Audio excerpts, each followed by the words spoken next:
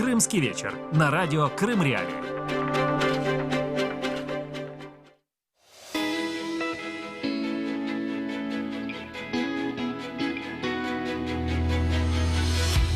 Интервью в эфире радио Крым Реалии. Приветствую всех, кто сейчас слушает радио Крым Реалии на частоте 105,9 FM или же смотрит наши программы в прямом эфире на нашем канале в YouTube или на нашей странице в Фейсбуке. Присоединяйтесь, задавайте свои вопросы, высказывайте свои мнения, пожелания. Можете также позвонить к нам в прямой эфир по телефону 8 800 1006 926. Звонки для жителей Крыма абсолютно бесплатные. А говорить мы будем сегодня об истории. Но, знаете, вот не о той какой-то давней истории, сказочной истории, которая охватывает какие-нибудь там древние времена, там древнюю Грецию, Древний Рим или Древний Египет, а о той истории, которые написаны в учебнике под названием «История Крыма. 10 класс». В этом учебнике, который вышел под редакцией господина Юрченко, есть и также там автор этого учебника Юрченко, Павловский, Филимонов, Александр Германович Герцен, Петрова, Власов, Магарычев, значит, и господин Форманчук. Есть очень много интересных пассажей, которые относятся к крымско-татарскому народу. Вот я не знаю, на самом деле, почему был выбран... Я могу догадываться, да, почему был выбран именно этот народ в качестве такого, ну, условно... простите за такой оборот речи, мальчика для битья, но изобилует этот учебник множественными фразами. Например, в отношении крымско-татарского народа и Второй мировой войны, которая в этом учебнике называется как Великая Отечественная. Например, большинство татарского населения лояльно относилось к немцам, а многие активно помогали. Среди татар разжигали религиозно-националистические чувства. Православные церкви и молитвенные дома открыты не были. Интересно. Способствовали открытию мечети, назначали мол. Мулы выступали с речами, проклинали советскую власть, отнявшую религию. Только благодаря Гитлеру мы вновь получили ее, можем свободно выполнять свой долг. Это лишь одна из цитаты из этого учебника. Но в этом учебнике нет ни слова, знаете, про сотрудничество с нацистской Германией, ни представителей других народов и национальностей, ни, допустим, в этом учебнике опять-таки нет ни слова про сотрудничество с нацистской Германией самого Советского Союза в период с 1939 по 1941 год. Почему так произошло? И действительно ли это просто кто-то не доглядел, это частное мнение, или это элемент большой политики, большой государственной российской политики, которая теперь де-факто контролирует территорию аннексированного Крыма? Вот попытаемся разобраться. С нами на связи известнейший крымский историк Гульнара Бекирова. Гульнара, здравствуйте. Здравствуйте, Александр. Гульнара, я, конечно, не буду все цитировать, все, что увидел за сегодня из тех фрагментов, которые мог видеть, но тем не менее, стоит ли вообще это комментировать, на ваш взгляд? Ну, вы знаете, Александр, я честно вам скажу, я даже, когда вы приглашали меня, да, пытались меня пригласить на этот эфир, просто из уважения к вам я согласилась. Ну, я скажу вам, что то, что вы прочли, это не то, что меня удивляет. Мне кажется, что ничего другого быть не должно, а более того, вот вы сейчас прочли состав редакционного совета, да, там единственное, что меня удивило, что координатором, ну, не то чтобы удивило, почти не удивило, потому что, ну, знаю историю, такую некоторую, такую политическую историю или биографию этого человека, что координатором этого проекта является Айдар Аблятипов. Ну, крымчане знают, что это человек, который всегда был, как говорится, в мейнстриме того, значит, процесса, ну вот где были какие-то должности, там всегда он был на плаву. Но говоря вот о том редакционном совете, да, который вы, там, известные фамилии, это все на самом деле крымские историки, политологи. Я как раз не удивилась, потому что я просто вспомнила, в августе 2013 года мы встречались в кабинете господина Могилева, как раз в связи с тем, что незадолго до этого в Крыму вышло некое такое одиозное произведение такого полуисторика, полуаматора, где в очередной раз изгалялись, по-другому не могу сказать, над историей крымско-татарского народа, над историей Алиме Абденановой, где она героиня, на самом деле, крымско-татарского народа. И сегодня, кстати, это признано уже и в России. Она стала героем России, хотя крымско-татарские активисты просили об этом и ходатайствовали об этом у советских руководителей в 60-х годах. Вот если мне позволите, я хочу, собственно говоря, обозначить здесь не конкретный, не частный случай, это неудивительно. Это тенденция, и я вот у себя просто на Фейсбуке сейчас опубликовала свою давнюю, 17-летнюю, давности свою статью «Стереотипы советского времени», где я пишу о том, на примере очередной статьи, которая появилась в российских изданиях, в российских СМИ, о коллаборационизме крымских татар.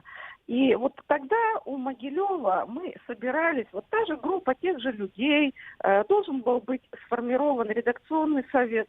Было еще несколько историков крымских татар, которые с большим трудом, я вам скажу, попали на это совещание. Была очень жесткая дискуссия, где мы говорили господину Могилеву и коллегам, на тот момент коллегам, да, Фарманчуку, Мальгину и так далее, о том, что, наконец, нужно пересмотреть эту самую советскую историографическую парадигму и, наконец, после многочисленных реабилитационных документов написать корректную историю и не жить очерками истории Крыма, которые были написаны в 50-х годах и являлись инструментом борьбы властей за проведение политики Крым без крымских татар. Вот можно я вам тоже цитату одну зачитаю, и вы сейчас угадаете, какого года эта цитата.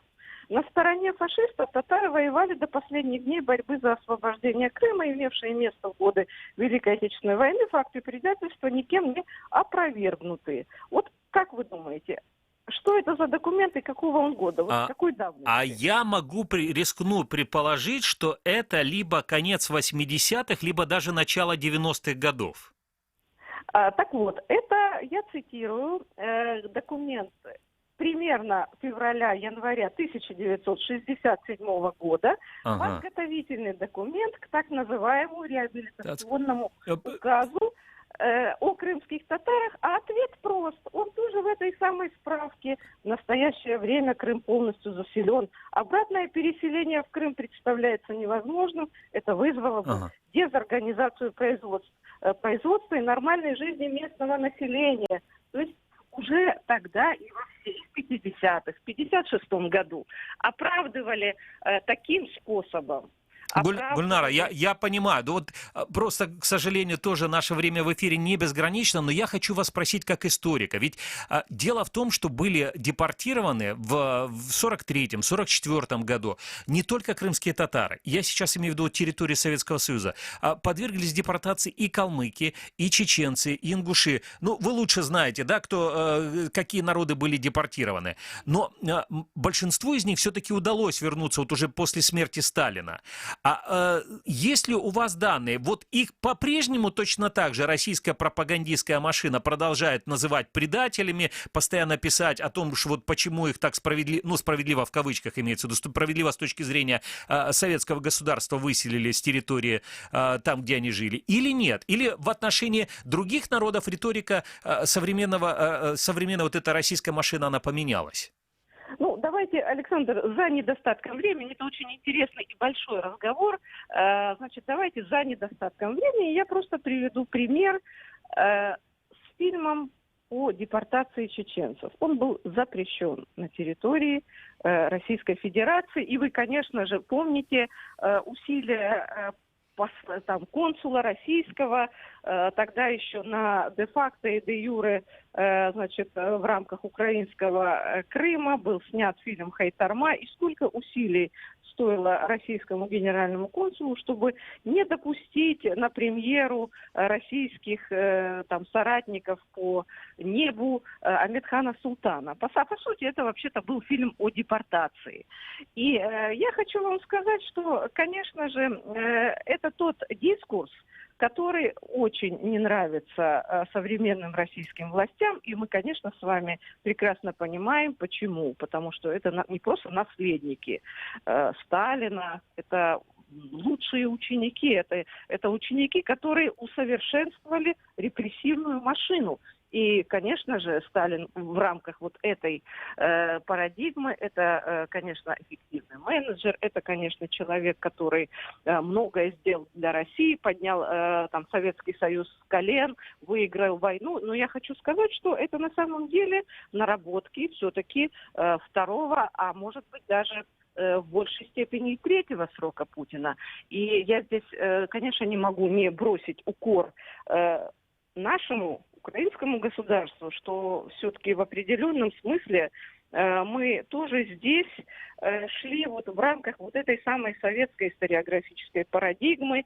И когда мы анализировали украинские учебники истории, в общем, к сожалению, и там крымские татары представали и как предатели. Все, что можно было узнать о том, что это исконные враги славян, о том, что депортация это ну, скажем так, была справедлива, ну и все такое прочее. И поэтому мы все-таки говорим о, по сути, сейчас авторитарно таких тоталитарных государствах, да, каковым является Советский Союз, там, Северная Корея. И, конечно же, мы должны не совершать этих ошибок. Я здесь уже говорю об Украине, ну, потому что у нас, к сожалению, по-прежнему не хватает как раз-таки ни средств, ни политической воли на то, чтобы написать новую историографию Крыма.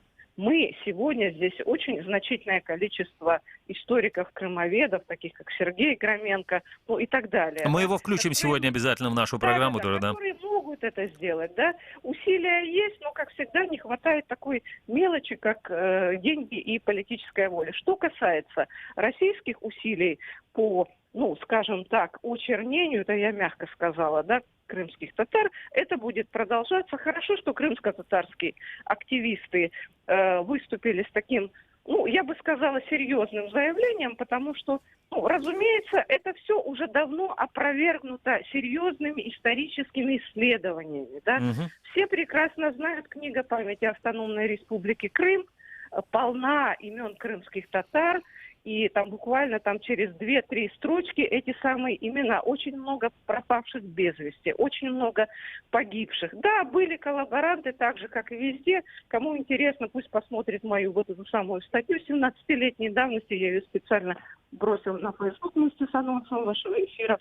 И тут все понятно. Это инструмент, это большая политика. Да. Гульнара, а скажите, на ваш взгляд, зачем это делается сейчас в Крыму? Но крымские татары составляют, пусть это и не большинство, но тем не менее это серьезное количество людей, которые сейчас, ну, от общего количества людей, которые сейчас живут в Крыму.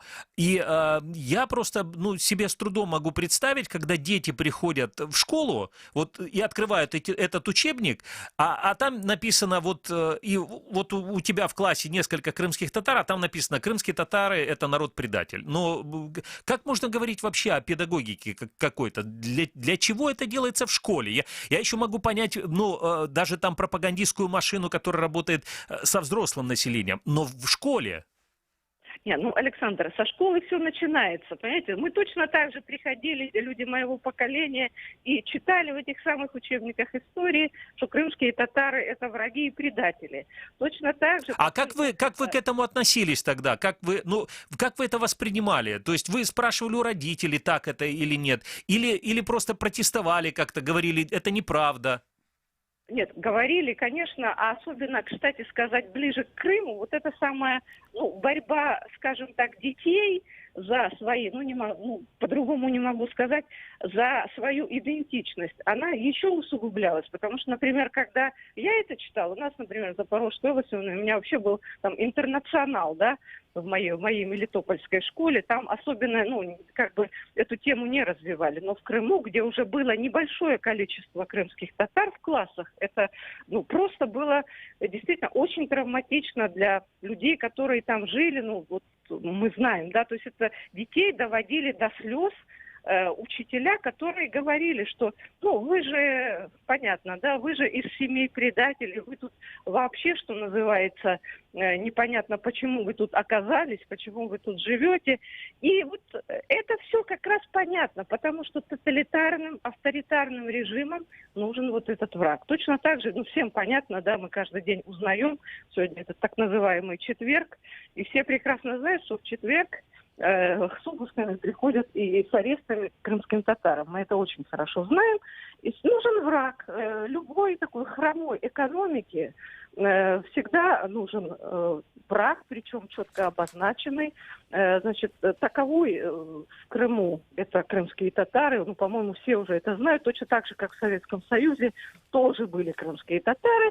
Как мало того, что исконные враги, да, потому что там монголо-татарская ига, там устремления там на наш русский Крым какие-то были государственнические. Очень же быстро в 17-18 году историография стала фальсифицироваться, и Челебиджхан, например, да, человек, который пытался превратить Крым в такую благополучную Швейцарию, он стал врагом большевистской историографии, и все такое прочее, потому что, на самом деле, действительно, устремления большевиков были совершенно на другой Крым. Точно так же буквально тот золотой век так называемой крымской автономии, когда там 2-3 года изучали историю крымских татар, это все очень быстро завершилось репрессиями в отношении Баданинского, и так далее. Людей, которые пытались этим заниматься, а потом уже была депортация 1944 года. То есть это все процессы абсолютно идентичные, абсолютно аналогичные, понятные. Они понятны, скажем так, людям, которые сравнивают вот эти режимы. Да, конечно, может быть, политологи будут, более какие-то схемы выводить детальные. Лично для меня, как для историка, который читал там множество документов, даже текстуально документы 50-х годов о крымских татарах, когда крымских татар нужно было оставить в местах ссылки, 67-го года, вот как я вам процитировала, 70-х годов, когда крымские татары опять должны были жить в изгнании, конца 80-х, как вы верно заметили, даже документы, подписанные нынешним президентом Академии наук, они все текстуально совпадают, буквально совпадают. То есть эту историографическую парадигму, ее никто не переписал. И поэтому эти формулировки кочуют. И повторяются, да? Гульнар Ханым, да, я благодарен вам. Спасибо, что нашли время и поговорить с нашими радиослушателями. Не все они, знаете, о одной точке зрения, но я надеюсь, что что-то вы смогли им объяснить по теме нашей сегодняшней программы. Напомню, что сегодня мы обсуждаем вот этот учебник для 10 класса крымских школ, учебник по истории Крыма. И интересно, значит, что в научно-редакционный совет этого учебника входит Бабков Владимир Витальевич, председатель Комитета Государственного Совета Республики Крым по образованию, науке, молодежной политике и спорту. Я цитирую просто-напросто, как это написано в учебниках. Гончарова Наталья Георгиевна, это министр образования Крымского подконтрольного России правительства. Иоффе Григорий Адольфович, председатель Общественной палаты. Цеков Сергей Павлович, теперь это член Совета Федерации, то есть высшей палаты Российского парламента. Вот мы не пообщались со всеми с этими людьми, но мы дозвонились, во всяком случае, к одному из авторов этого пособия, Александру Форманчуку. Он, правда, был немногословен, но мы просили его прокомментировать, что же такое в этом учебнике написано и почему так поданы крымские татары в этом учебнике. Но давайте послушаем, что же нам ответил господин Форманчук. Я не комментирую эту тему. Я понимаю ваш интерес, он не совпадает. Ну, по крайней мере, чисто с точки зрения науки, объясните, какие данные вы брали во внимание. Данная истоковечническая база здесь присутствует та, которая позволяет делать выводы, те, которые там сделаны, поверьте. А все, кто кому-то что-то не нравится, пусть ищет другую базу. Это был господин Фарманчук, известнейший крымский идеолог, наверное, практически всех властей. Теперь вот и один из авторов учебника, в котором рассказывается про крымских татар как врагов. Учебник, кстати, общедоступный, то есть это учебник по истории Крыма. И в этом учебнике пишется много чего. Например, там все это создавало условия для более широкого вовлечения крымских татар в коллаборационистскую деятельность по сравнению с другими этническими группами населениями Крыма. И так дальше пишется, что открывались мечети, а церкви не открывались при нацистах в момент немецкой оккупации, и так далее. На самом деле хотелось бы узнать, что здесь правда, а что вымысел. И далее будем говорить с крымским историком, нашим коллегой Сергеем Громенко. Сергей, приветствую вас. Здравствуйте, Александр. Сергей, ваша оценка вот этим пассажам, которые, буквально несколько фрагментов, которые были зацитированы в нашей программе, этого учебника истории для 10 класса? Давайте, наверное, начнем с того, что пока трудно судить о том, как построен учебник целиком. У меня еще не было возможности пролистать его от первой до последней страницы. Но если мы подходим с точки зрения, пусть даже не академической истории, а обыкновенного здравого смысла в педагогике, то не может быть, чтобы в учебнике было 10 абзацев, посвященных такой сложной проблеме, как коллаборационизм именно крымских татар, и не посвящено равного количества абзацев проблеме коллаборационизма русских в Крыму, проблеме, украинского националистического подполья и его взаимодействия, и борьбы с нацизмом на территории полуострова. И мне кажется, что в этом смысле я бы не сказал, что там идеологическая диверсия. Я думаю, что все-таки вот какой-то такой архетип крымские татары враги, он пролез в текст этого учебника, может быть, даже и вне какого-то сознательного решения автора, потому что я посмотрел...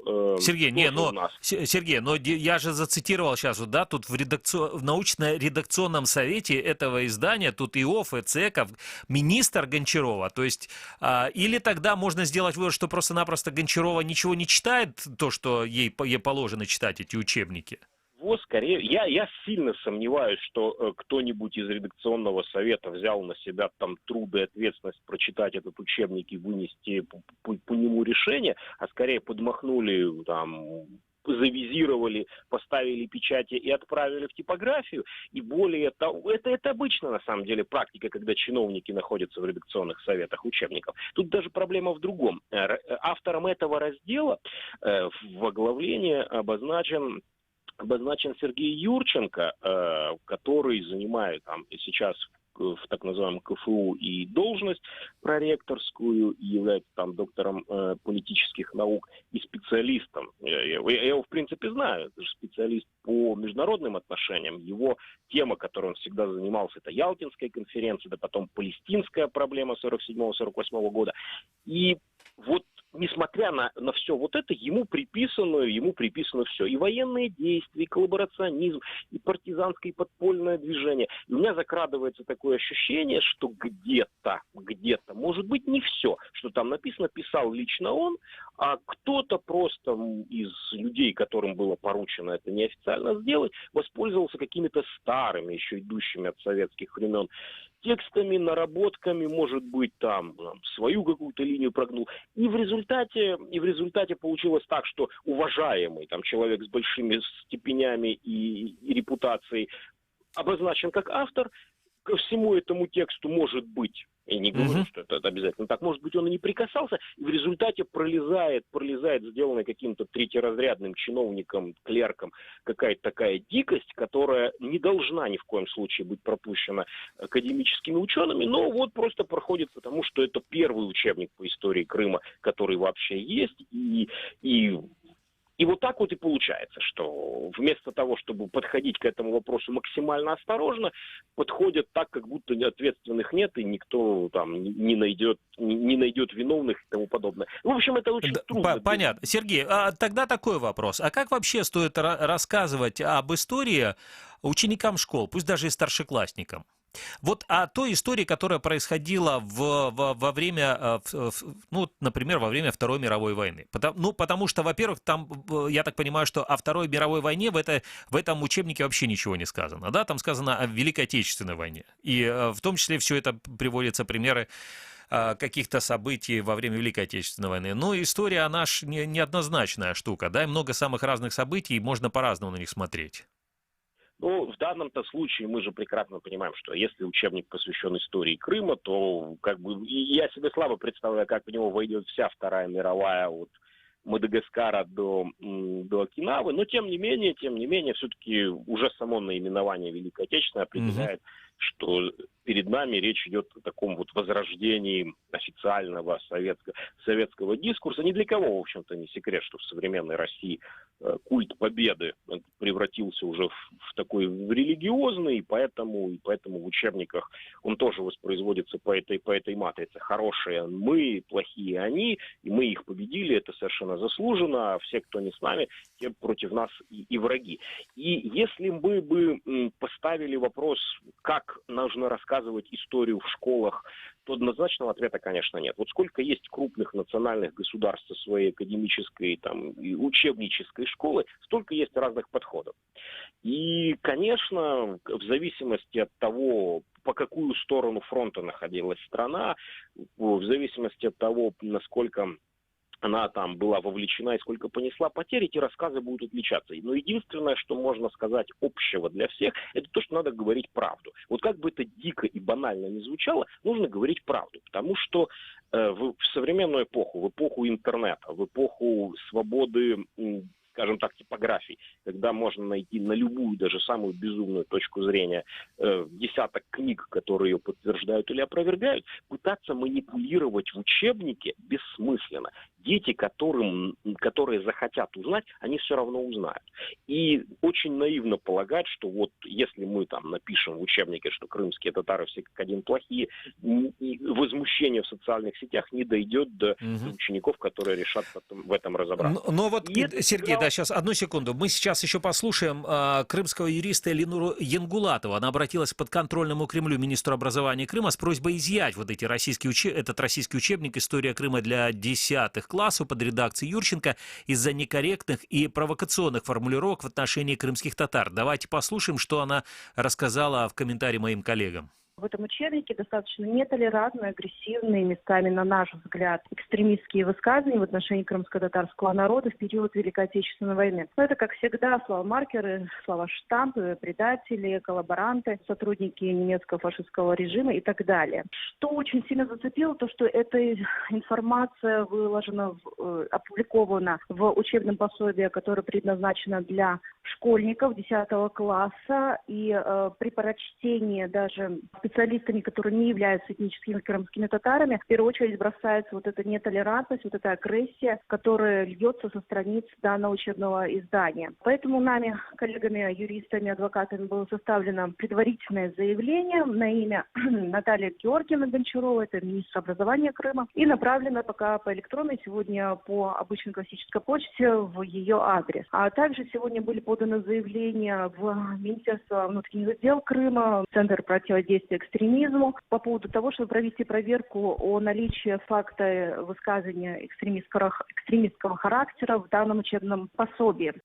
Но вот будет ли изъят, мы узнаем в ближайшее время, будет ли изъят этот учебник из учебного процесса. Напомню, что это были слова крымского юриста Элинуры Янгулатовой. Она также обращает внимание на то, что вот в статье 1 Международной конвенции о ликвидации всех форм расовой дискриминации указано, что расовая дискриминация означает любое различие, исключение, ограничение или предпочтение, основанное на признаках расы, цвета кожи, родового, национального или этнического происхождения. Вот именно и поэтому тоже говорится о том, что этот учебник, мягко говоря, некорректен. Сергей, вы с нами на связи, да? Сергей Громенко, да, крымский историк. Сергей, но на самом деле ситуация, как вы думаете, будет ли переписан этот учебник крымскими чиновниками? Ну, по-хорошему, конечно, я в этом смысле являюсь оптимистом и думаю, что публичный скандал... Понятно, что никого не накажут. И суд, даже если он и состоится, то не найдет там никаких признаков разжигания национальной розни, но рано или поздно эта ситуация там доберется до какого-нибудь административного верха, и будет принято это решение не дразнить гусей без особого повода, и учебники найдут какое-нибудь там техническое несоответствие или санитарное, эти изымут, напечатают новые, и дело попытаются замять, как это в современной России, в общем-то, и принято делать. И мне хочется верить, что так произойдет, потому что есть скандал, есть юридический механизм для того, чтобы определить. В конечном итоге, я возвращаюсь к началу своего рассказа, не может быть, чтобы в учебнике на такую сложную тему, как коллаборационизм, 10 абзацев были посвящены одному народу, и там 2 абзаца или вообще ни одного другому. И, конечно, это будет принято во внимание там на любом экспертном совете, который, может быть, там в России еще остались. Хватит ли политического мужества и ответственности не повторять подобных вещей, относиться ответственно? Ну, я не знаю. Мне кажется, что если бы школьные учебники писали люди, которые имеют отношение к школе, или хотя бы, я уже не говорю об идеальных ситуациях, но хотя бы, чтобы некоторые методисты, имеющие отношение к школам, присутствовали в редакционных советах этих учебников, а не только чиновники и проректора вузов, тогда эти учебники были бы ближе к потребителю конечному, то есть к школьнику, а не так, что это будет там сборник академических статей, в которых, кстати говоря, будет такая информация, от которой там волосы шевелятся там, где и не надо. Спасибо. Сергей Громенко, крымский историк, был на прямой телефонной связи со студией радио «Крым Реалии». Напомню вам, что на 105,9 FM вы слушаете программу «Крымский вечер». С вами Александр Янковский. Сегодня говорим про учебник истории Крыма для 10 класса в крымских школах, который стал, такой, знаете, эффект его публикации, распространения можно там сравнить с эффектом информационной бомбы, во всяком случае. В этом учебнике крымские татары подаются как народ, который народ-коллаборационист. Далее продолжим эту тему беседой с Игорем Чубайсом, российским философом и публицистом. Игорь Борисович, здравствуйте. Да, добрый вечер. Игорь Борисович, хотелось бы вот у вас что спросить. Ведь крымские татары на самом деле, они были не единственные, кого в годы Второй мировой войны депортировал коммунистический режим с родных земель. Вывозили и другие народы. Вывозили, в том числе, депортировали там и калмыков, и чеченцев, если не ошибаюсь, и немцы, конечно же, пострадали те этнические немцы, которые жили. Но вот эта политика, которая продолжается в отношении крымских татар, что даже вот в школьных учебниках пишется о том, что эти люди, они были настроены больше на коллаборационизм, и поэтому вот так объясняется то, что их вывозили. Вот эта политика современная российская, можно так назвать, пропагандистская машина, она продолжается только в отношении крымских татар или также в отношении других народов? Ой, вы знаете, сразу столько вопросов прозвучало. Но вот вы стали перечислять депортированные народы. Я могу добавить, что самое большое количество людей депортированных было как раз украинской национальности. Только не в процентном отношении, потому что те же чеченцы 100% было депортировано, украинцы большей части осталось. Но в абсолютных цифрах больше всего было депортировано украинцев, даже не крымских татар. Но когда я слышу о том, что сегодня в учебнике обвиняется народ в коллаборационизме, народ, который сейчас по официальным данным проживает на территории Российской Федерации, то я, конечно, вспоминаю закон о реабилитации репрессированных народов, который был у нас официально принят 26 апреля 1991 года. Эти депортированные народы были реабилитированы, признаны невиновными.